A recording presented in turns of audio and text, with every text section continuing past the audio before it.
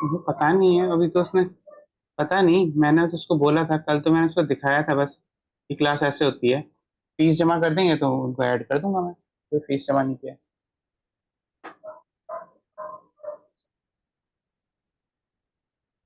तो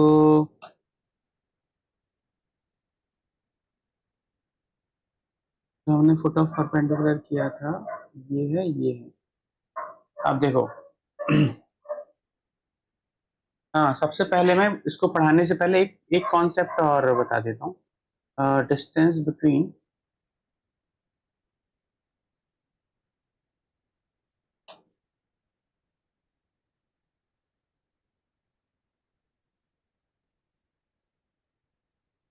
to parallel lines.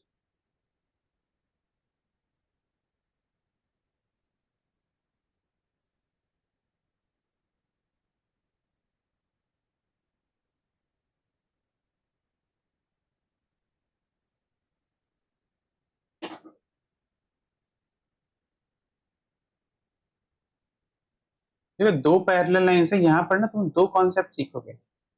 पहला concept ये है कि अगर हमारे पास एक लाइन है, ये वाली A x plus B Y plus C is equal to zero, मतलब A one X plus B one Y plus C one is equal to zero है हमारे पास।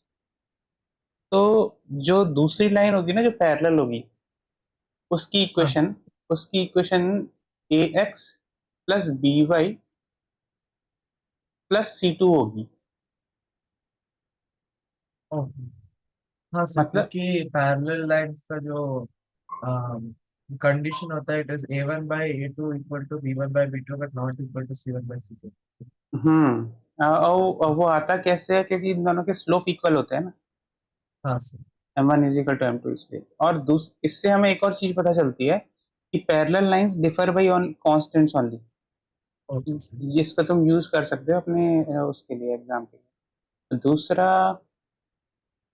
डी है, मतलब ये डी, मतलब distance between the two points, ये two lines हमें निकालना है एक्चुअली। तो ये सोच के मुझे बताओ कि ये तुम डिस्टेंस कैसे निकालोगे, distance between two parallel lines. तुम्हारे पास आइडिया है तो ठीक है, नहीं तो मैं बता दूंगा।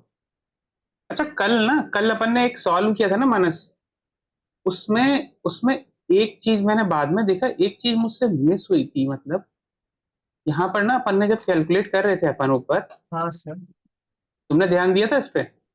किस में से मतलब देखो क्या गलत हुआ हुई है? हुआ क्या था, यहाँ पर हुआ क्या था, हमने देखो जब मैंने कैलकुलेशन किया था तो हाँ ये सर। ये लिखा था, एक्स लिखा था मैंने यहाँ पे।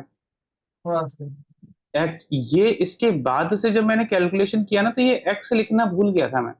हाँ ओके, नहीं ध्यान नहीं दिया सर। हाँ, वो ध्यान देना, तुम्हारे नोट्स में नहीं होगा ये एक्स। हाँ सर। यहाँ तक है, उसके बाद नहीं होगा, तो उसको एक्स को इंक्लूड कर लेना। इंक्लूड कर लूंगा। हाँ हाँ, सर। तो फिर क्या होगा कि ये फाइनल आंसर जो आएगा उसमें एक्स मल्टीप्लाइड होता है यहाँ पे, ये।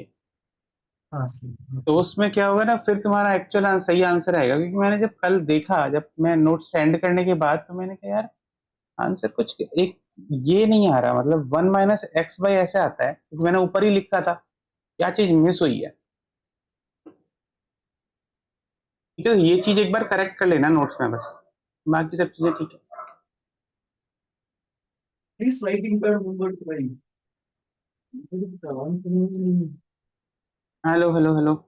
हाँ सर। ठीक है, तो उस चीज को एक बार देखिए। क्या है? हाँ, अभी देखो यहाँ पर क्या, distance between the two parallel lines, हाँ सर। इसको निकालने के लिए हम क्या करते हैं, जैसे सपोज एक x one comma y one हमने एक पॉइंट लिया, इससे अगर मैंने एक परपेंडिकुलर डिस्टेंस निकाला इसके ऊपर, पहली लाइन के ऊपर, वो होगा हमारा डी वन। और मैंने इस पॉइंट से दूसरी लाइन के ऊपर जो डिस्टेंस निकाला वो होगा हमारा टू डी टू। और ये दोनों डिस्टेंसेस जो मैं आराम से निकाल सकता हूँ, है ना? हाँ सर। बताओ फिर डी वन क्या होना चाहिए?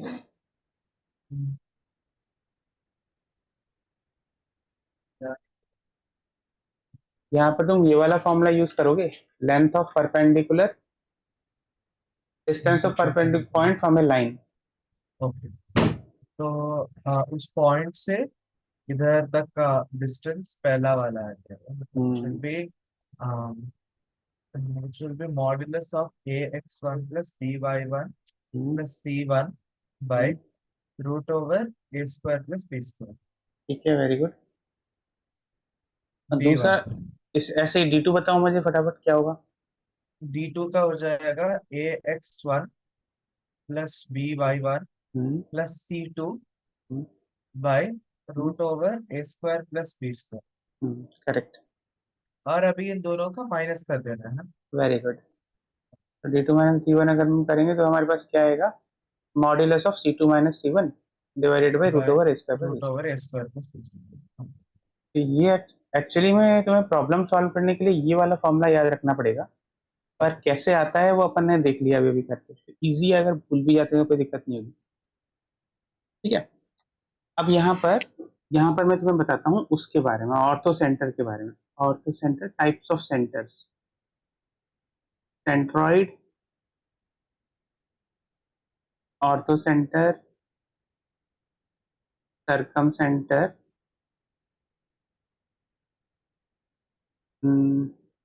इन सेंटर एंड एक्स सेंटर।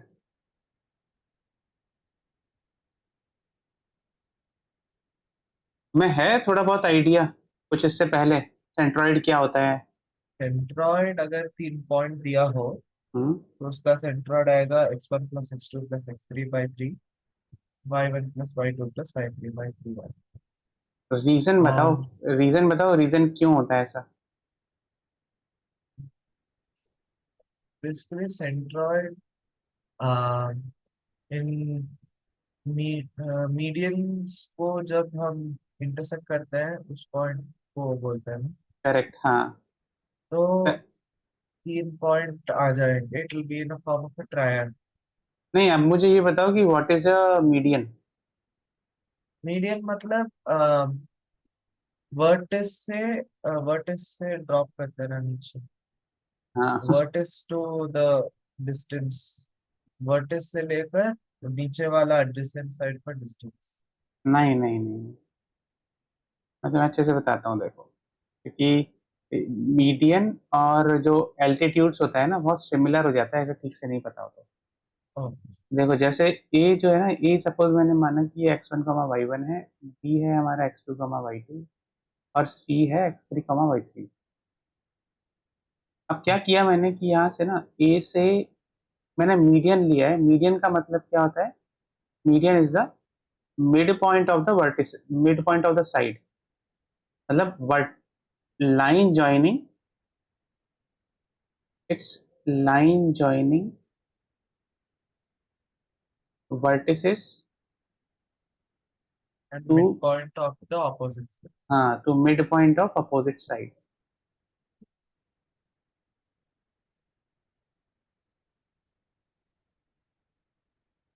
ये होता है। तो अब देखो यहाँ पर जो है, सपोज हमने बीसी का मिड पॉइंट निकाला, तो बीसी का मिड पॉइंट होगा हमारे क्या, x2 plus x3 by 2, comma y2 plus y3 by 2। अब जब तुम इन दोनों को ज्वाइन करोगे, ए को इससे, तो ये एक मीडियन बन जाएगा। और सिमिलरली अगर हम बी से ड्रॉप करते हैं एक और, जैसे ए सी का अपन ने मिड पॉइंट निकाला, mid point is what, x1 plus x3 by 2, x1 plus x3 by 2, y1। y1 plus y3 by 2। तो जब तुम इन दोनों को ज्वाइन करोगे बी से इस मिड पॉइंट को, तो ये एक और मीडियन होगा। ऐसे ही अगर तुम सिमिलरली सी से भी ड्रॉ करोगे तो एक और मीडियन बन जाएगा, है ना? हाँ। तो ये तीनों के तीनों जो इंटरसेक्ट करते हैं वो सेंट्रॉइड पर इंटरसेक्ट करते हैं। अब सेंट्रॉइड की ना एक और प्रॉपर्टी होती है कि centroid divides this median in the ratio of 1:2। Larger side जो होगा वो 2 वाला होगा, छोटा वाला साइड होगा वो 1 वाला होगा। इजी। अब यहाँ पर क्या होगा, तो देखो इसको भी यूज करके, अब इसको सेंट्रॉइड को फाइंड आउट करने की ना दो प्रोसेस हैं। या तो तुम ऐसा करो कि because you know this A point and this mid point, तो 2 पॉइंट फॉर्म से इसकी इक्वेशन निकालो मीडियन की। करेक्ट। और मीडियन की इक्वेशन निकालने के बाद ऐसे ही तुम दूसरी वाली मीडियन की भी इक्वेशन निकालो और दोनों को आपस में सॉल्व कर लो। एक वे ओके। ये है। दूसरा वे ये है कि क्योंकि तुम्हें पता है कि centroid divides A D in the ratio 2:1, तो इस इंफॉर्मेशन को यूज करोगे तो सेक्शन फॉर्मूला लगा लो, वो ज्यादा आसान हो जाएगा। तो सेक्शन फॉर्मूला के अकॉर्डिंग जो सेंट्रोइड के जो कोऑर्डिनेट्स होंगे, सपोज एक्स कॉमा वाई मैंने बोला, तो होगा 2 into x2 + x3/2 plus 1 into x1 divided by 2 + 1, comma 2 into y2 + y3/2 plus 1 into y1 divided by 2 + 1।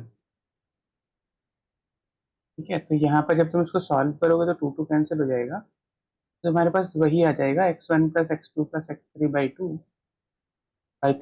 Comma y1 + y2 + y3/3।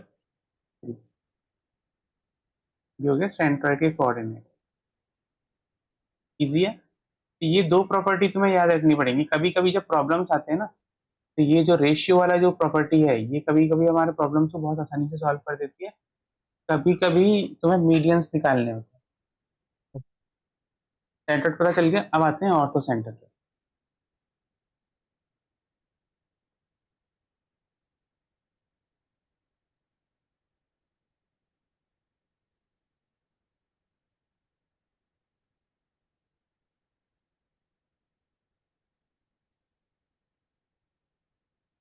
Ortho centre is the point of intersection of altitudes.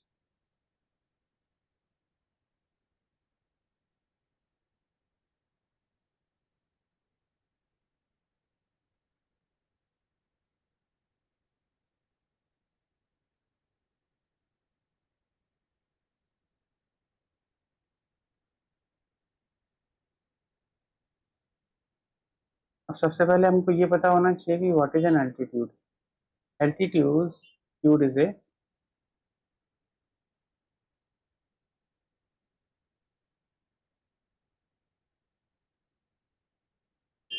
line joining the vertices and is perpendicular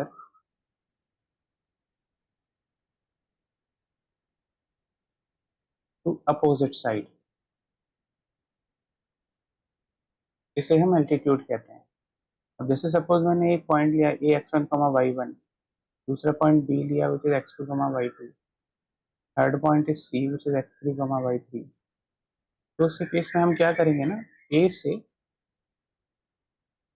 एक altitude drop करेंगे, ये ऐसा altitude होगा perpendicular. अब इस पर ये ध्यान देना कि जरूरी नहीं है कि जो फुट ऑफ परपेंडिकुलर है ना, ये वाला, ये मिड पॉइंट नहीं है इसका बीसी का। तो इसलिए ये चीज इंपॉर्टेंट हो जाती है। जब मिड पॉइंट नहीं होता, परपेंडिकुलर होता है, तो वो एल्टीट्यूड्स होता है। ऐसे ही अगर हमने बी से ड्रॉ किया एक और, बस यहाँ पर ना, यहाँ तो मैं थोड़ा सा बना नहीं पाया हूँ अच्छे से, पर ये तुम मान के चलो कि ये जो एंगल है ना, ये भी 90 डिग्री है। ओके। इन दोनों का जो पॉइंट ऑफ इंटरसेक्शन होगा, ये ऑर्थो सेंटर होगा। ठीक, हाँ सर। इसका कोई रेडीमेड फॉर्मूला नहीं है, इसमें बस यही कर। अब इसको सॉल्व करने के लिए हम कैसे करते हैं, जैसे ईडी का इक्वेशन निकालना है हमें, तो हम क्या करेंगे कि हमें बीसी का स्लोप पता है, एम बी सी, वो y3 - y2 divided by x3 - x2 होगा। हाँ और मतलब अभी क्या बोलते हैं, अभी एसी का, अभी बीसी का स्लोप आएगा, बीसी करेक्ट, का स्लोप आएगा एंड देन हमको -1/m करना पड़ेगा कि क्योंकि to find the perpendicular slope. Perpendicular और स्लोप। उससे हम क्या बोलते हैं, पॉइंट स्लोप फॉर्म से एक इक्वेशन फाइंड आउट करेंगे। ठीक है, वैसे ही एक और साइड के साथ वैसे ही हम लोग एक इक्वेशन फाइंड आउट करेंगे, दोनों को सॉल्व करेंगे। करेक्ट, यही है, ये प्रोसेस है इसका। Okay. ये प्रोसेस है, ऐसे ही हम ये निकाल के सॉल्व कर लेंगे। ये है ऑर्थो सेंटर को निकालने का तरीका। अब अपन चलते हैं थर्ड पॉइंट। थर्ड क्या था? थर्ड था सरकम centre. सरकम centre.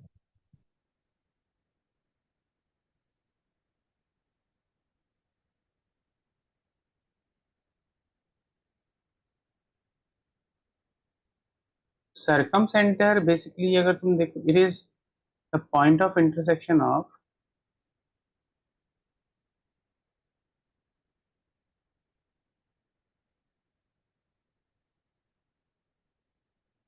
Perpendicular bisectors.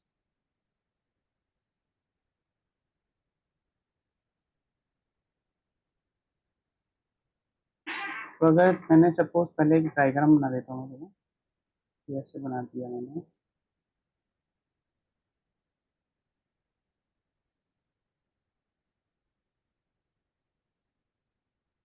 Perpendicular bisector मतलब देखो, परपेंडिकुलर बाइसेक्टर का मतलब a line which is perpendicular and from the mid point. अब ये जरूरी नहीं है, देखो यहाँ पर ये इंपॉर्टेंट है, ये जरूरी नहीं है कि ये जो लाइन है ना ये हमेशा वर्टिसेस से पास कर रही हो, इट्स नॉट इम्पॉर्टेंट, कंपल्सरी। हाँ। कंपलसरी नहीं है ये। पर इम्पॉर्टेंट ये है कि कंपलसरी ये है कि अगर हमने तीन vertices x1 y1 x2 y2 और x3 y3 दिया,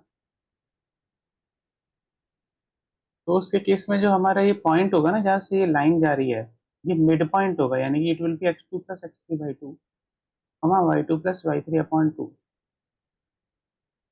और ऑब्वियसली इसका जो स्लोप होगा परपेंडिकुलर वाले का, वो तुम निकाल सकते हो बाय यूजिंग, जैसे तुमने ऑल्टीट्यूड का निकाला था। तो स्लोप और पॉइंट फॉर्म से तुम एक इक्वेशन निकालोगे इसकी परपेंडिकुलर बाइसेक्टर की, ऐसे ही तुम एक और इक्वेशन निकालोगे फॉर द अदर लाइन और फिर उनको सॉल्व कर लोगे। हाँ।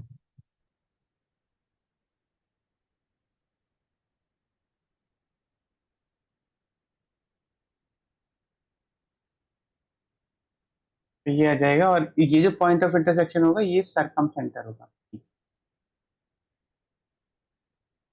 अब देखो यहाँ पर क्या है, यहाँ पर मैं तुम्हें और भी कुछ चीजें बताता हूँ इसके बारे में, सरकम सेंटर के बारे में। अगर जैसे मैंने कोई भी ट्राइंगल बनाया, अब उस कोई भी ट्राइंगल में मैंने एक ऐसा सर्किल बनाया जो तीनों जो वर्टिसेस हैं उनको टच कर रहा है, सपोज।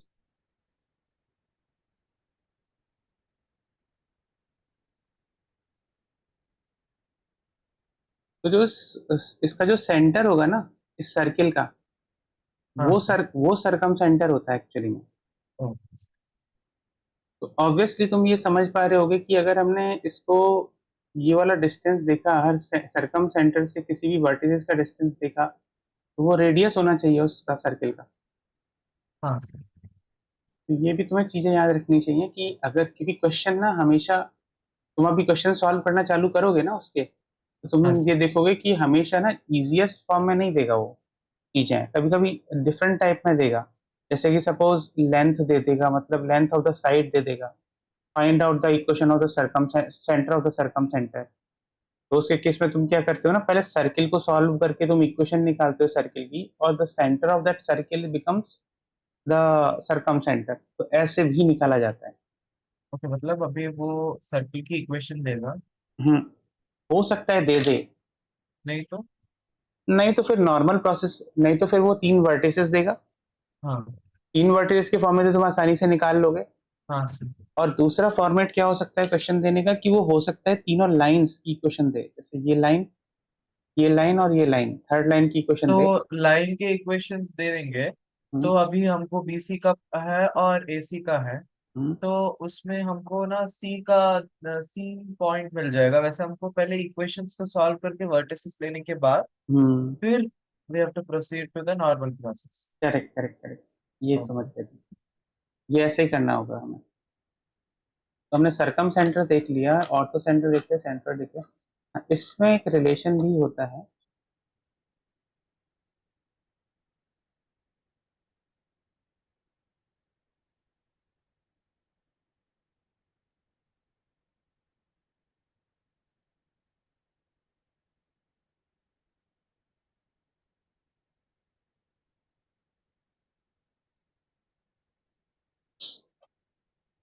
एक रिलेशन ये होता है कि centroid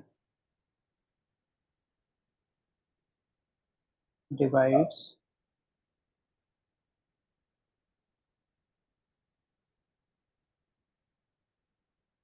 ortho centre and circumcenter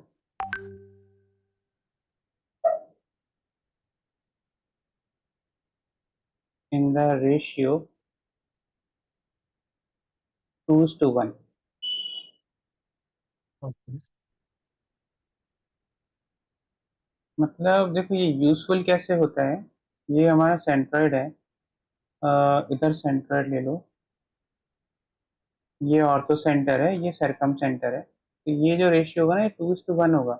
अब देखो ये यूजफुल क्यों होता है ये वाली इंफॉर्मेशन, सेंट्रॉइड निकालना तो हमारे लिए बहुत आसान है, क्योंकि हम हाँ तीन सर। पॉइंट दिए तो उसको x1 plus x2 plus x3/3 कर देंगे, y1 प्लस हाँ y2। सर।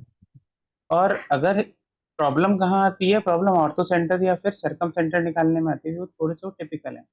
पर तुम्हें जरूरत ओके। नहीं है कि है ना एक निकाल लिया तो दूसरा निकालो। अगर सपोज किसी क्वेश्चन में तीनों ही पूछे हैं, तो अगर जैसे सपोज तुमने ऑर्थो सेंटर निकाल लिया, तो फिर तुम इस रिलेशन को यूज करके सरकम सेंटर निकाल सकते हो। और अगर तुमने सरकम सेंटर निकाल लिया तो इस रिलेशन को यूज करके तुम ऑर्थो सेंटर निकाल सकते हो सेक्शन फॉर्मूला लगा के। ओके। ठीक है ना? इसी को ही ONGS रेशियो बोलते हैं। ONGS हाँ रेशियो लेकिन 2:1:3 होता है।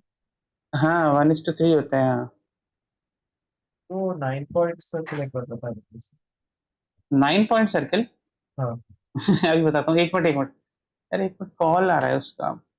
एक मिनट रुको, एक मिनट बस। हाँ।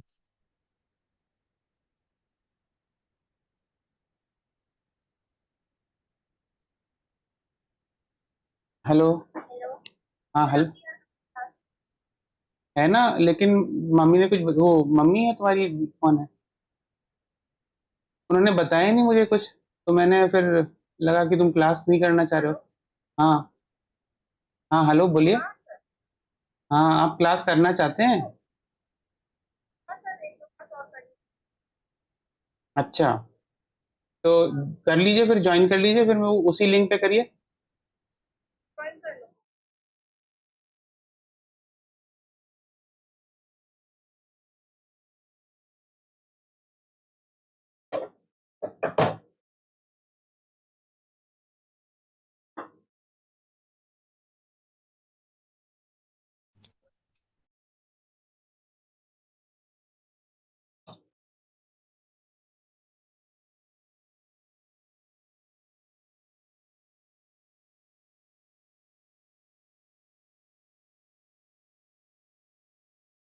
हाँ, हेलो हेलो हेलो हेलो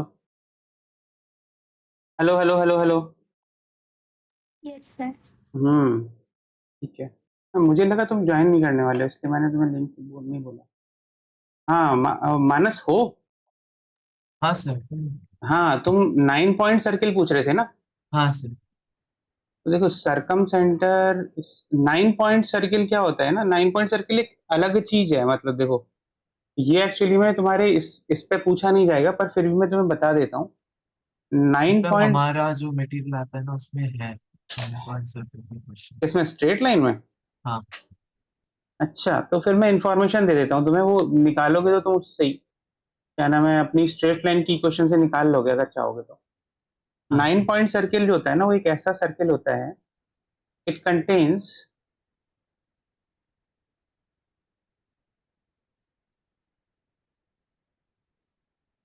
पताक्षी, हम लोग जो है ना ये कर रहे हैं, क्या नाम है, centroid, centroid, circumcentre, orthocentre, ये डिस्कस हो गए हैं ना। Okay sir. हम्म, अभी 9 पॉइंट सर्किल है। 9 पॉइंट सर्किल कंटेन्स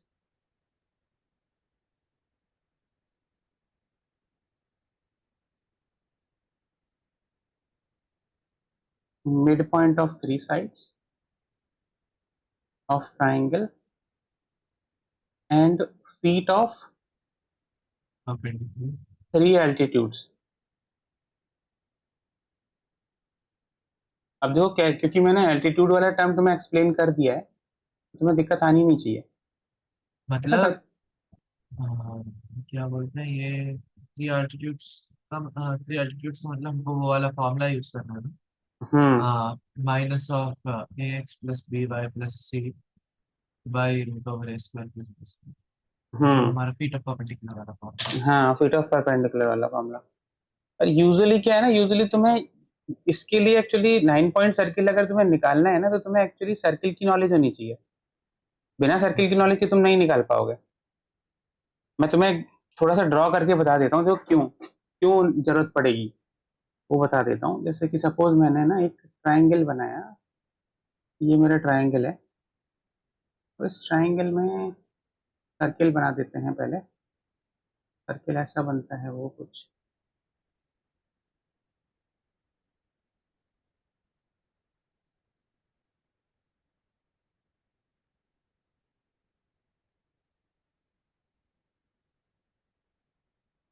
तो यहाँ पर क्या होगा देखो, जैसे अच्छा थोड़ा सा इसको, ये तो इन सर्किल हो गया मुझे, थोड़ा सा इसको ऐसे भी कर लो।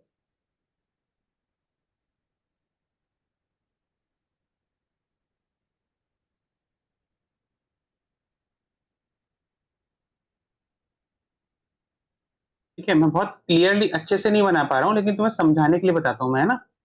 हाँ सर। इसमें क्या होगा कि जैसे ये बोल रहा है ना कि contains the mid point of three sides of triangle and feet of the three altitudes. तो हाँ मतलब सर। बेसिकली क्या होगा कि तुम्हारा जो ये बनेगा ना सर्किल, एक तो ये वाला एक पॉइंट है, ये वो जो एक पॉइंट होगा, ये एक्चुअली में अगर मिड पॉइंट है, तो ये ना ये फीट ऑफ द एल्टीट्यूड होगा। तो इस ओके। अपोजिट से तुम अगर ड्रॉ करोगे, तो एल्टीट्यूड का मीनिंग तो ये होता है ना कि परपेंडिकुलर होता है ये। तो हाँ ये सर। वाला जो पॉइंट होगा, ये एल्टीट्यूड का फुट ऑफ परपेंडिकुलर होगा, ये मिड पॉइंट होगा वर्टिसेस का।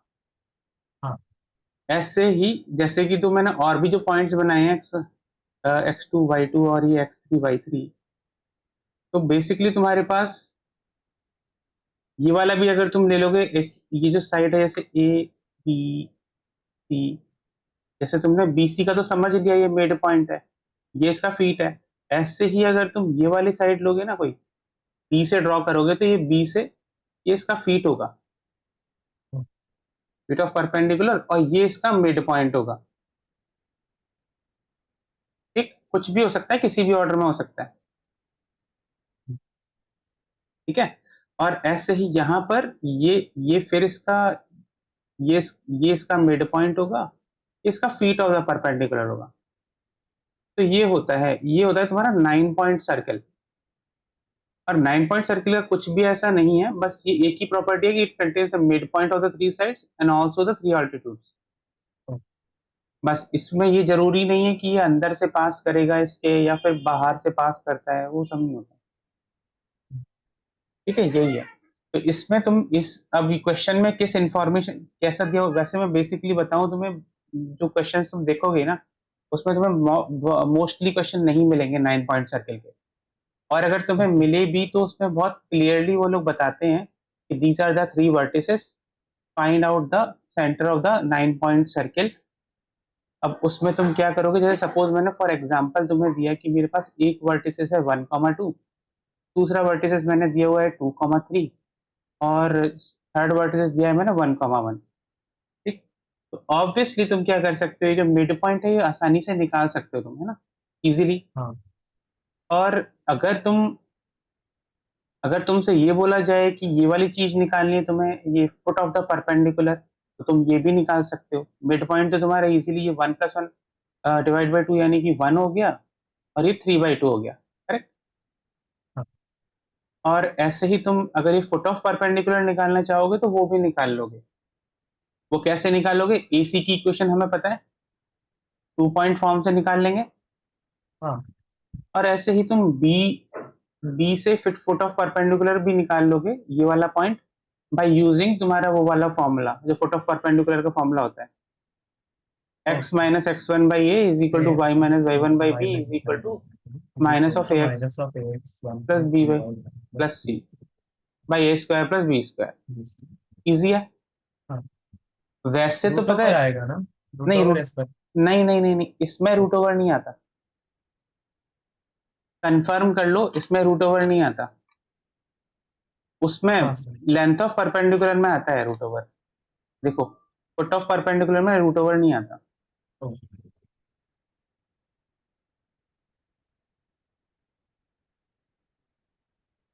तो ये हो गया। अब यहाँ पर देखो ये हो जाता है ये। वैसे मैं सही में बताऊं कि वैसे अगर जब एक सर्किल्स तुम पढ़ोगे ना तुम लोग, तो सर्किल्स में किसी भी सर्किल की इक्वेशन निकालने के लिए हमें मैक्सिमम 3 पॉइंट्स की जरूरत पड़ती है। क्योंकि किसी भी सर्किल का, अगर तुम्हें थोड़ा बहुत याद होगा, शताक्षी तुम्हें याद है सर्किल की बारे में, सर्किल की इक्वेशन क्या होती है? Yes sir. बताओ अगर तुम्हें पता है तो। तुम्हें या मानस किसी को भी पता है तो मुझे बताओ, नहीं तो फिर मैं बताऊंगा।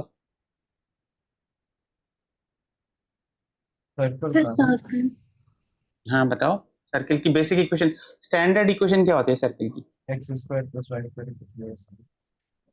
X square plus y square plus, is equal to a square.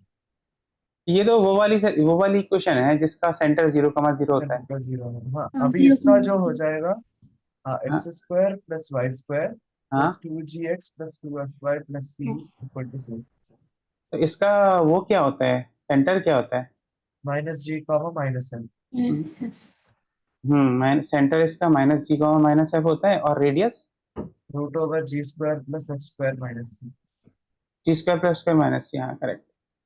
वैसे किसी भी सर्किल का जो स्टैंडर्ड इक्वेशन होता है वो ये होता है, x−α² plus y−β² is equal to r²। ठीक हाँ है। सर ये सेंटर हम्म सेंटर रेडियस हाँ। सेंटर ये बहुत इजीएस्ट फॉर्म होती है, क्योंकि ये वाली चीज तुम भले ही ये चीज तुम किसी भी कर्व में भी अप्लाई कर सकते हो।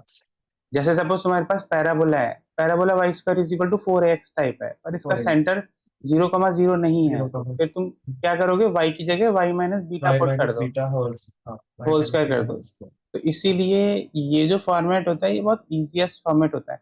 इस ये भी इससे भी जो ये सेंटर आता है और ये रेडियस आता है, वो एक्चुअली में जब तुम इसको इस वाले फॉर्मेट में कन्वर्ट करते हो ना, तब आता है ये।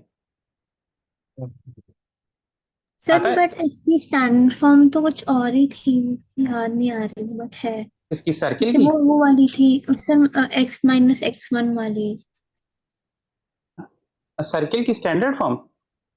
हाँ वो वाली थी ये तो। सर्कल का ये तो जनरल फॉर्म है मतलब x square plus y square plus 2gx plus two sir, f y plus अरे सी जनरल फॉर्म है। मतलब वो वाला जो था ना x−x1 का होल स्क्वायर वाला।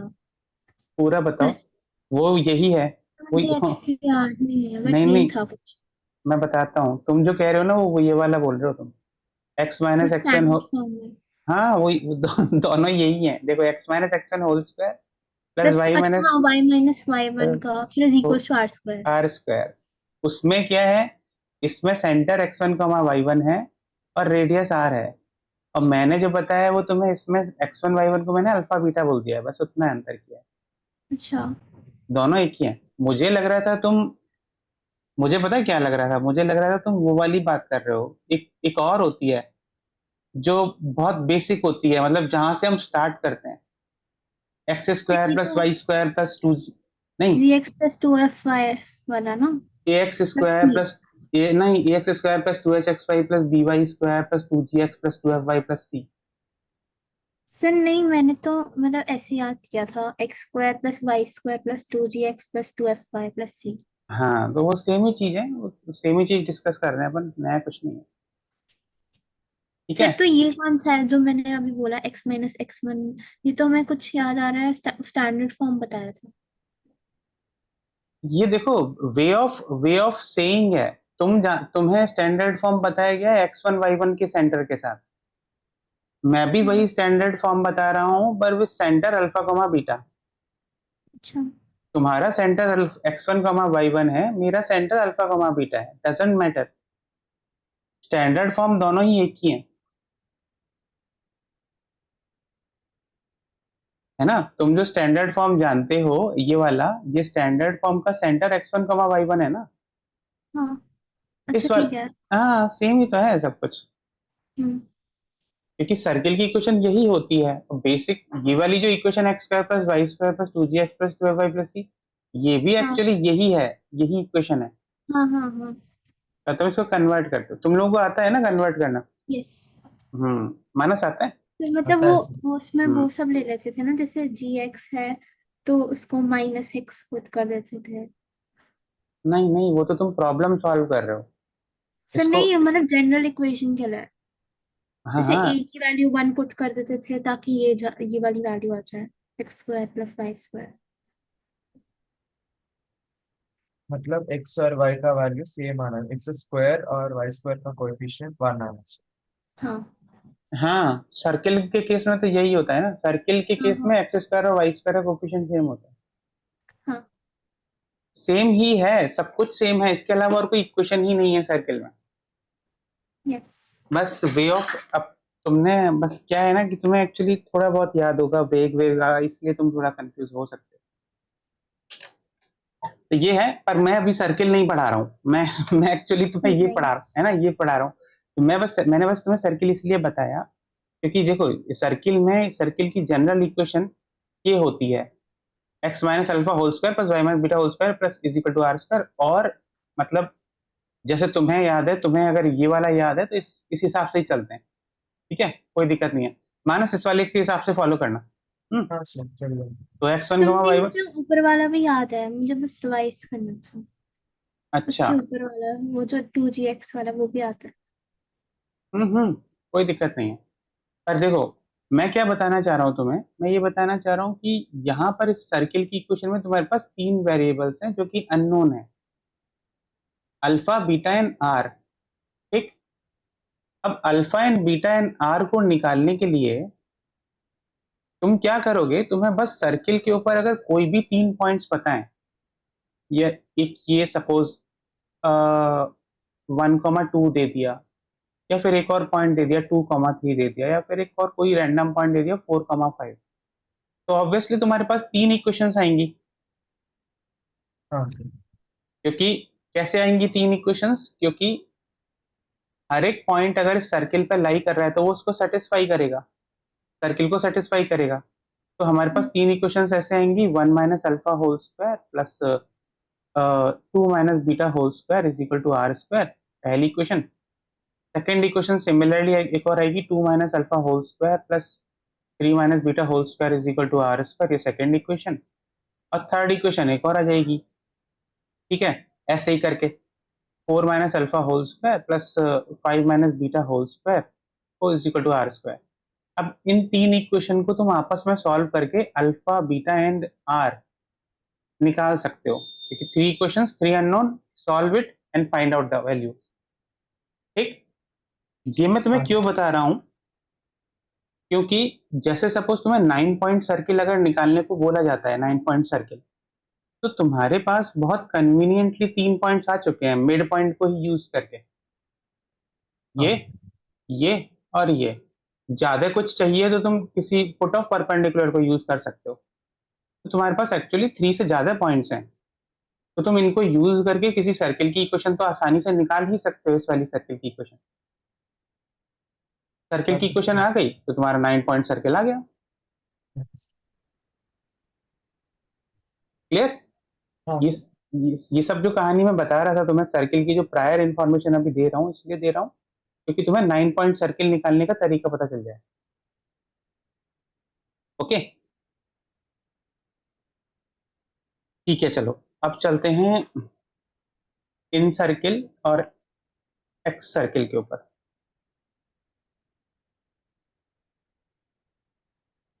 आई थिंक इन सर्कल का मतलब ट्रायंगल के अंदर इंस्क्राइब किया गया एंड आउटसाइड, एक्स सर्कल का मतलब ट्रायंगल के आउटसाइड इंस्क्राइब किया गया हाँ, ऐसा।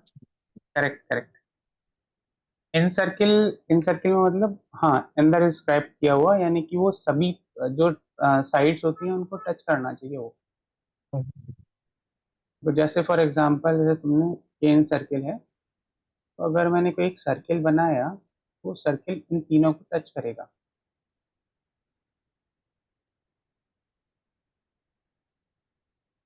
वैसे तो तुम इसको ज्योमेट्री से भी निकाल सकते हो, पर ज्योमेट्री से निकालने की जरूरत नहीं है, इसका एक रेडीमेड फॉर्मूला होता है।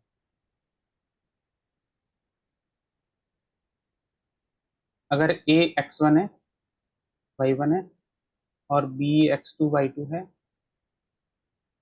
C x three y three है, तो ए के अपोजिट की जो साइड है वो अगर ए है, बी के अपोजिट की साइड अगर बी है, सी के अपोजिट की साइड अगर सी है, तो जो इन सर्किल का जो सेंटर होता है ना, वो होता है ये,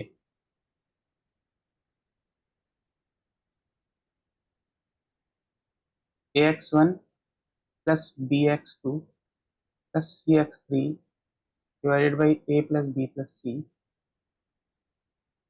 comma ay1 plus by2 plus cy3 divided by a plus b plus c, where a plus b plus c क्या है, length of the sides. Easy है, आराम से निकाल लोगे। हाँ। ठीक है ना शताक्षी, इजी है ना? इजी। बहुत इजी है। अब यहाँ पर क्या होता है, जैसे तुम इसका सेंटर तो निकाल ही लोगे इन सर्किल का, अगर तुमसे बोला जाए कि भाई तुमको वो निकालना है, इसका रेडियस वगैरह निकालना है, तो तुम रेडियस निकालने के लिए वो यूज कर सकते हो, लेंथ ऑफ परपेंडिकुलर, यहाँ से यहाँ तक इसको टच करता है, वो टच करने वाला पॉइंट निकाल लो, ये रेडियस निकाल लोगे तुम लेंथ ऑफ परपेंडिकुलर निकाल के, ठीक है। ओके, तो अभी लेकिन अपन को ना वो लेंथ नहीं पता है ना।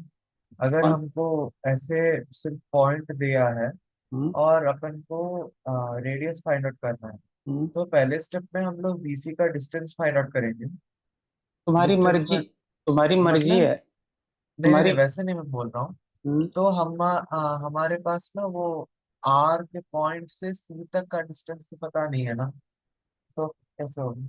डिस्टेंस मत निकालो ना, तुम ये करो, जैसे सपोज तुम्हें सेंटर तो पता चल ही गया है, एक्स कॉमा वाई, है ना? तो तुम ये करो कि एक्चुअली में इसका एक काम ये कर सकते हो कि एक्स कॉमा वाई पता है, बीसी की इक्वेशन निकाल लो, सी से लेंथ ऑफ परपेंडिकुलर निकाल लोगे, अगर तुम्हें बीसी की इक्वेशन पता है तो वो रेडियस हो जाएगा। जरूरत क्या है ज्योमेट्री यूज करने की? ओके, चलो यार। समझ में आ गया, क्योंकि ये जरूरी नहीं है कि ये मिड पॉइंट हो,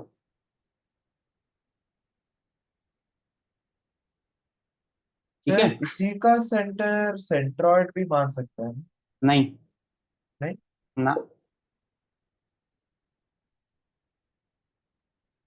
सेंट्रोइड इसका सेंटर नहीं होता।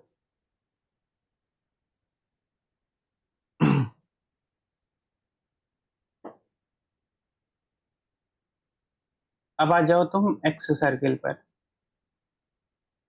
X circles. अच्छा बताओ, एक्स सर्किल से तुम क्या समझते हो, कुछ है आइडिया इसके बारे में? मतलब हमको इन सेंटर तक ही पढ़ाया जाता है, सेंटर तक नहीं पढ़ाया जाता। एक्स सेंटर नहीं पढ़ाया?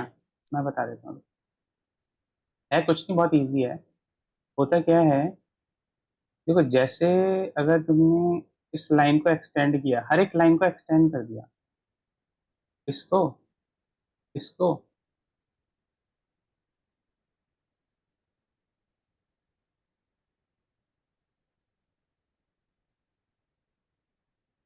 और ऐसे ही इसको, हर एक लाइन को ऐसे ऐसे एक्सटेंड कर दिया ऐसे करके। तो देखो, अब मैं एक्सटेंड क्यों कर रहा हूँ, जैसे सपोज ये जो है एक्स ए, हमें पता है कि ये x1 y1 होता है, ये अगर बी हमारा x2 y2 है,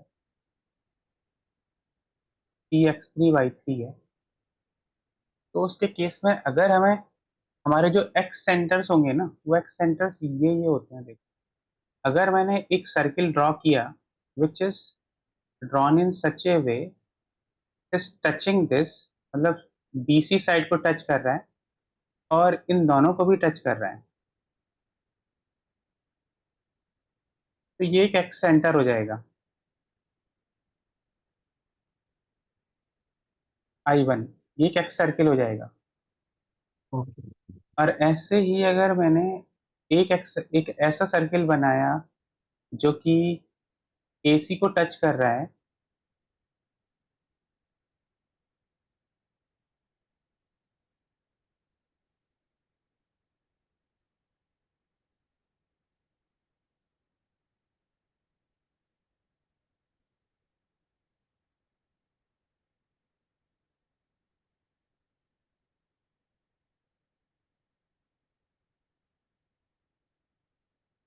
ऐसे है ना, ऐसे टच कर रहा है, ये ऐसा टच कर रहा है, तो ये हो जाएगा मेरा दूसरा सेंटर हो जाएगा I2।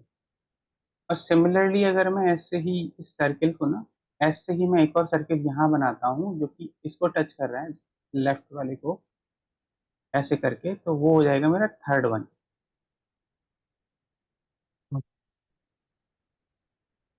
Third x circle. तो मेरे पास एक्चुअली में 3 एक्स सर्किल्स बन सकते हैं। अब ये 3 एक्स सर्किल्स कैसे निकालने होते हैं? देखो, I1 के जो कोऑर्डिनेट अगर तुम्हें निकालने हैं तो वो I1 x1 y1 ये होगा। इसमें तुम्हें याद ये रखना, ध्यान ये रखना है कि देखो, ए के जो अपोजिट साइड ये ए है, ये ए है, ठीक है। अब ये जो ए है, हमारा जो I1 है वो ए को टच कर रहा है, तो जिस साइड को टच करता है उसको हम नेगेटिव लेते हैं। देखो हमारा फॉर्मूला देखना, -ax1 plus bx2 plus cx3 divided by -a plus b plus c,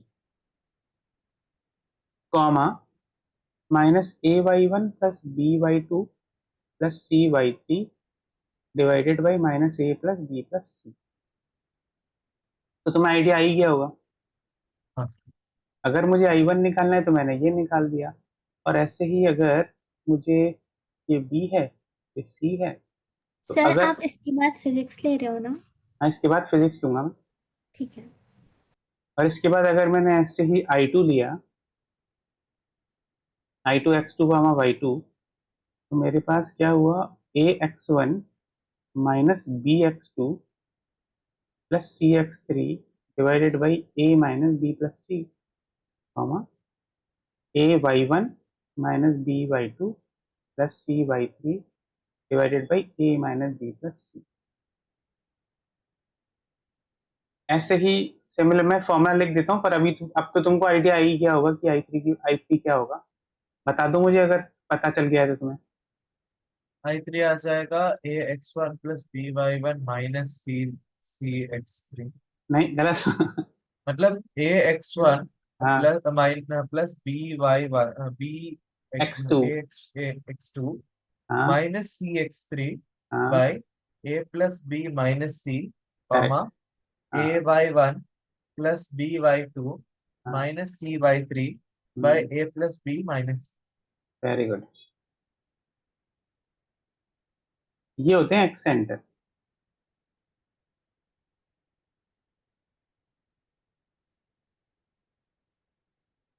अब तुम, अब ना, अब सारे क्वेश्चन कर लोगे। वो जो मैंने, जो बाकी क्वेश्चन जो तुम बोल रहे थे ना कि सर मैंने ये शायद पेयर ऑफ स्ट्रेट लाइन से दिए हैं, पेयर ऑफ स्ट्रेट हाँ लाइन से सर। नहीं है वो इससे ही है। ठीक है सर, आज का आज आज तक सबमिट नहीं हो पाएगा सर। नहीं नहीं, 9:30 का सबमिट, मेरा क्लास। हाँ हाँ, कल सबमिट कर कर। दूंगा। कौन से क्वेश्चंस? वो मैंने तुम्हें दिए नहीं है, वो मैंने इसको सेंड किए थे। Okay sir. अभी मैं तुम्हें बाद में सेंड कर दूंगा वो। तो वो है ना, वो क्वेश्चन है वो स्ट्रेट लाइंस के ऊपर थे, स्ट्रेट लाइंस और पेयर ऑफ स्ट्रेट लाइन के। तो स्ट्रेट लाइंस एंड सर्किल्स, इसमें जो था ना ये एक्स सेंटर, इन सेंटर, ये वाले ortho centre centre. Yes sir. कल शाम तक सबमिट कर देगा सर। हम्म, देखो अगर तुम उनको कन्वीनियंटली कर पा रहे हो ना, हाँ क्योंकि सर। तुम्हें एक ही डाउट आया था जो मैंने सॉल्व करके तुम्हें सेंड कर दिया। हाँ। अब अगर तुम उनको कन्वीनियंटली कर पा रहे हो, इसका मतलब वो लेवल मोर और लेस जेई मेन वाला लेवल है वो। ओके। तो अगर तुम उसको कर पा रहे हो तो फिर तुम्हें तुम कंफर्टेबल हो तो फिर मैं एडवांस लेवल के क्वेश्चंस प्रोवाइड करूंगा तुम्हें। ठीक है, स्ट्रेट लाइंस में, अच्छा स्ट्रेट लाइन में एक और कॉन्सेप्ट है। से चैप्टर क्लोज हो गया ना? हाँ। इतनी जल्दी? और क्या, मैं बताया था ना, मैं जल्दी कवर कर लेता हूँ, तुम ही घबरा रहे थे। मतलब कैलकुलस हमारे कितने दिन में खत्म करते हो आप? कैलकुलस, कैलकुलस में 3 पार्ट है ना, 2 पार्ट है तुम्हारे। एक तो वो है एप्लीकेशन। वो सेकंड पार्ट है। डिफरेंशिएशन। हमारे पास लिमिट्स, तो सेकंड पार्ट है। हाँ वो सेकंड पार्ट है, लिमिट्स, कंटिन्यूटी एंड डिफरेंशिएबिलिटी। वो मैं 3 या 4 क्लासेस में कंप्लीट करूंगा, 4 क्लासेस में। हमारा ठीक है। 3 क्लास ही हुआ है शायद इसमें। हाँ, स्ट्रेट लाइंस में हाँ, 3 ही हुए हैं। 3 हुआ है। तुमको और चाहिए क्या? नहीं, मतलब ऐसे नहीं। देखो देखो, मैं जल्दी इसलिए कवर कर पाया हूँ क्योंकि तुम जल्दी जल्दी फॉलो कर पा रहे थे। अगर तुम बोलते कि सर नहीं समझ में आ रहा है, मुझे ये नहीं आ रहा है, वो नहीं आ रहा है, तो फिर मैं स्लो हो जाता, जानबूझ के स्लो होना पड़ता। ये और इस पे भी ज्यादा खुश होने की जरूरत नहीं है, क्योंकि ये वाला जो टॉपिक है, ये तुम लोगों ने ऑलरेडी पढ़ रखा है क्लास 11 में, है ना। तो बाय डिफॉल्ट तुम you are expected to be more comfortable in this, है ना। तो इसलिए तुम लोग जल्दी कर पा रहे हो इसको आराम से। और फिर मैं हर एक की गारंटी नहीं ले पा रहा, पर यूजुअली मेरे जो सिलेबस होता है ना, उसमें चैप्टर्स होते हैं, मैं यूजुअली 3 या 4 में कवर कर लेता हूँ क्लासेस में। बस कंडीशन ये है कि क्लास में एक दो प्रॉब्लम मैं जब सॉल्व कराऊंगा, तो उसके साथ साथ तुम लोग घर पे जो मैं असाइनमेंट देता हूँ उसको पूरा करो। और अगर डाउट आ रहा है कोई, तो मुझे तुरंत सेंड कर दो, ठीक है। तो एक प्रॉब्लम दूं अभी मैं, तो अभी तो फिजिक्स में टाइम है, एक प्रॉब्लम देता हूँ तुम्हें, तो उसको सॉल्व करना।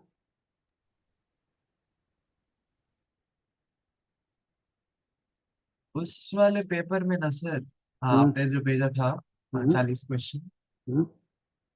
उसमें फर्स्ट वाला और सेकंड वाला हम लोगों ने क्लास में ही कर लिया था। फर्स्ट वाला कर लिया था। सेकंड वाला भी कर लिया था। सेकंड वाला तो तुम बोल रहे थे सर मुझे समझ में नहीं आया, तो मैंने डाउट भेजा। सेकंड नहीं, थर्ड है शायद, हाँ थर्ड। मतलब सेम मॉडल है। अच्छा, वो समझ में आया तुम्हें जो मैंने भेजा था तुम्हें? हाँ वो समझ में आया। हम्म।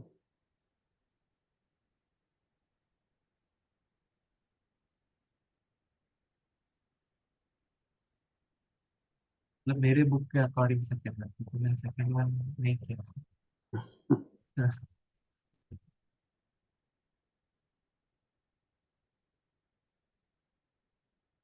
चलो ये वाला क्वेश्चन बताओ मुझे सॉल्व करके, ज्यादा मुश्किल नहीं है, बस ये सॉल्व कर।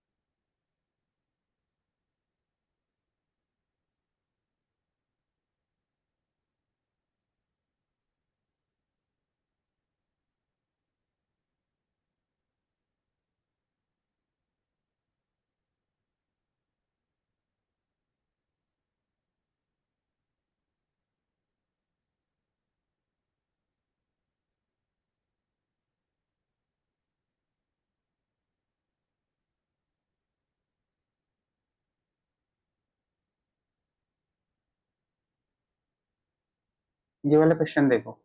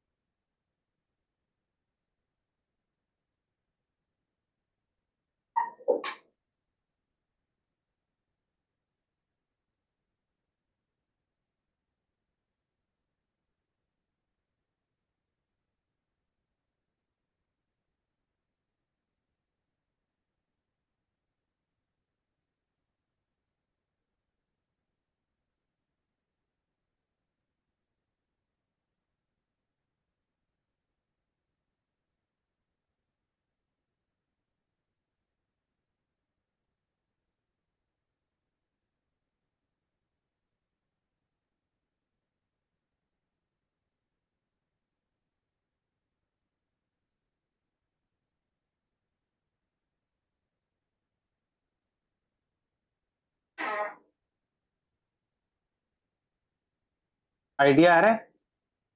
आ भी गया, हाँ सेकंड भी गया। क्वाड्रेंट पे लाइक है। वाह भाई वाह।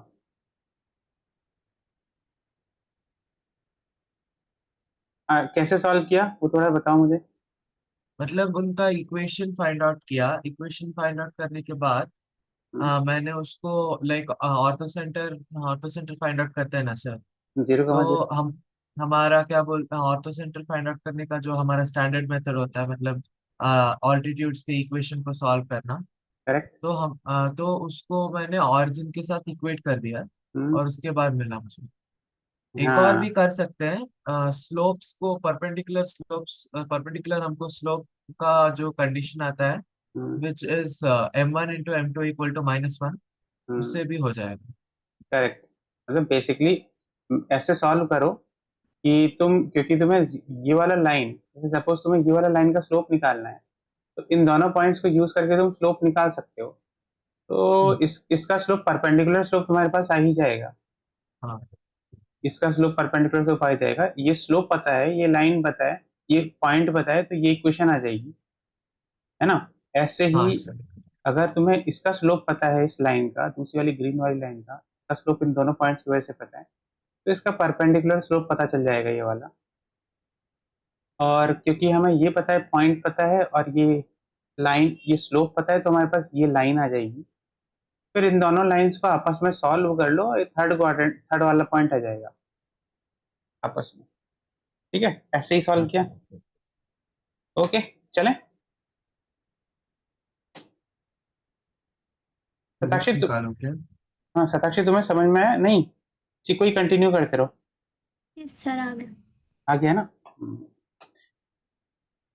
अब चलते हैं हमारी फिजिक्स वाली क्लास के ऊपर। फिजिक्स वाला क्लास में, हाँ फिजिक्स वाली क्लास में मैंने मानस को तो बता दिया है सर तुम्हें। 1 मिनट सर, मैं क्या बोलता हूँ, इसको एक बार अपडेट कर रहा हूँ, एक बार आप नीचे तक चले जाओ। अच्छा, इसको हाँ। लास्ट, मतलब लास्ट में जो फाइनल फॉर्मूला आता है ना। हम्म। हाँ मैंने इसको साक्षी को भी बता देता हूँ मैं एक्चुअली। साक्षी देखो, एक मिनट ये देखना कि ना इसमें क्या था, कल जब हमने कैलकुलेट किया था ना, तो यहाँ तक तो देख। 1 - x कुछ आएगा ना, मैं देख। हाँ नहीं, 1 - x ही आता है एक्चुअली। हुआ क्या था, ये जो x था ना, ये कैलकुलेशन में हाँ जल्दी जल्दी में अपन ने ये वाला x लिखना भूल गए थे, ये वाला। हाँ। हाँ तो वो x क्यों है, वो x मैंने इसको बताया था मानस को। ये वाला x एक्चुअली हमने हर जगह, यहाँ यहाँ पे अगर तुम इंक्लूड करोगे तो फाइनल आंसर में भी x आएगा ये। तो ये जब अंदर जाएगा ना, तो फिर तुम्हारा आंसर ये वाला आ जाएगा, ये है इसका आंसर। हाँ, ये वाला आ रहा था मेरा भी। हम्म। क्योंकि वो जल्दी जल्दी में x मिस हो गया था। सर इसका जो अभी ग्राफ आएगा ना सर, हम्म। वो थोड़ा मतलब पहले थोड़ा ऊपर जाएगा, फिर ऐसे नीचे आएगा, ऑलमोस्ट रिंग की तरह ही आएगा। ऑलमोस्ट रिंग की तरह। हाँ। अच्छा, और उसका पॉइंट क्या होगा? पॉइंट मतलब समझ मतलब नहीं आया। वो मैक्सिमम वाला पॉइंट। मैक्सिमम वाला पॉइंट, जो भी उसका जो डिस्टेंस होगा, मतलब x will be equal to, हमने जैसे रिंग में लिया था वैसे ही यहाँ पे भी लेना है, मतलब x will equal to p वहाँ पे। तुम लोगों ने किया नहीं क्या अभी तक? तो वैल्यू नहीं बता। मिला मुझे, ग्राफ का शेप तो ऐसे ही। ग्राफ का शेप ठीक है, पर ये पॉइंट नहीं बता पाए क्या, वो कहाँ मैक्सिमम होगा?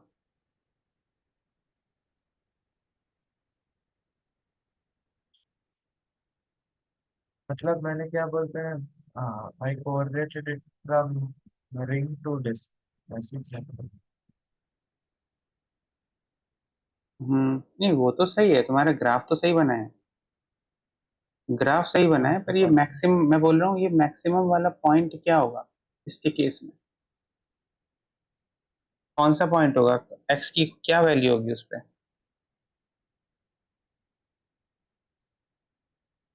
इसकी वैल्यू आर आएगी ना शायद, तो ना ना मैक्सिमम। ना, वो वाला कर रहे हैं ना जो सर्कुलर रिंग वाला है।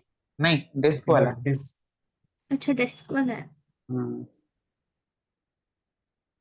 मैक्सिमम तब होगा ना सर जब x will B x radius x को डिस्टेंस के इक्वल होगा तभी तो मैक्सिमम हो जाता है। सो वो वाला था जो -r/√2 और एक r√2 आया था जिसका। वो तो रिंग के लिए आया था। अच्छा सर सर, ये कौन सा ग्राफ ग्राफ डिस्कस कर रहे हैं हम लोग? ये डिस्क वाला ग्राफ डिस्कस कर रहे हैं हम। अच्छा, एक मिनट, मैं भी करती हूँ।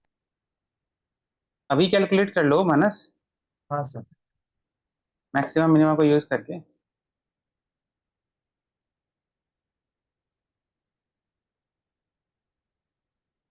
अब इसका जो डिफरेंशिएशन तो जीरो जीरो तक इक्वेट कर।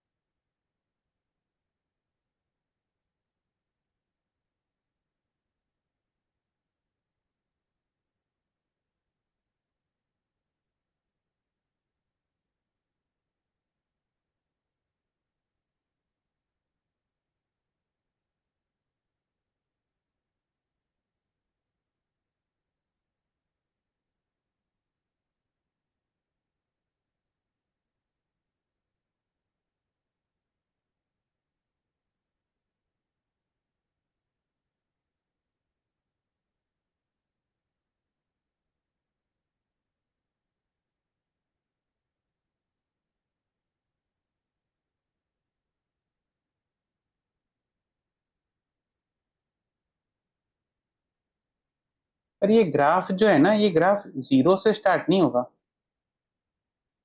जीरो से नहीं होने वाला है, मतलब कोई भी ऊपर के पॉइंट्स आने वाले हैं, तो हम्म। जीरो से नहीं होगा। हाँ, जीरो से स्टार्ट नहीं होगा, ऐसे यहाँ से स्टार्ट होगा।